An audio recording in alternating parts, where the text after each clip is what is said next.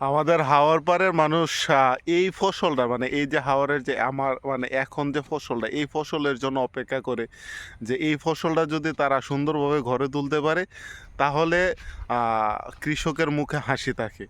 আর এই ফসলটা বৃষ্টি না হওয়ার কারণে খুবই কৃষক খুবই চিন্তিত হয়ে গেছিল যে আদৌ কি মানে ফসলটা হবে, কারণ এখন তোর ধানের থোর বের হচ্ছে আর এই মুহূর্তে বৃষ্টি হচ্ছে না। আলহামদুলিল্লাহ গতকালকে রাত্রে বৃষ্টি হতে পুরো মাঠের চেহারাই চেঞ্জ হয়ে গেছে। আর এই হাওরটা এত বড় একটা হাওর, এটা আমার বাড়ির সামনে একটা হাওর।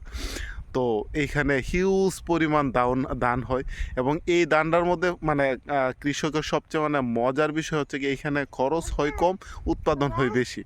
এবং এটা বছরে একটা ফসল, ঠিক আছে, এটা হচ্ছে বড় ফসল, বছরে একটা ফসল হয়। তো কৃষকের মানে আকাঙ্ক্ষা থাকে যে এই ফসলটা যেন সুন্দরভাবে তাদের ঘরে তুলতে পারে। তো এই ফসলটা তোলাও কিন্তু অনেক কষ্টকর, কারণ এই যে এই সময়ের মধ্যে খরাই দেখা দেয়, আবার যখন মানে ধানটা পাইকা আসে তখন আবার মানে পানি পানি আইসা পড়ে, ঠিক আছে। তো সব কিছু মিলায়া এই ফসলটা তোলা অনেক কষ্টকর, অনেক রিস্কি, আবার অনেক মজাও। তো আপনারা আমাদের এই কৃষকের এই ধানটা যেন সুন্দরভাবে তুলতে পারে, সুন্দরভাবে কৃষক যেন তাদের বাড়িতে এই ধানটা তুলে নিয়ে যেতে পারে, সবাই দোয়া করবেন ইনশাল্লাহ।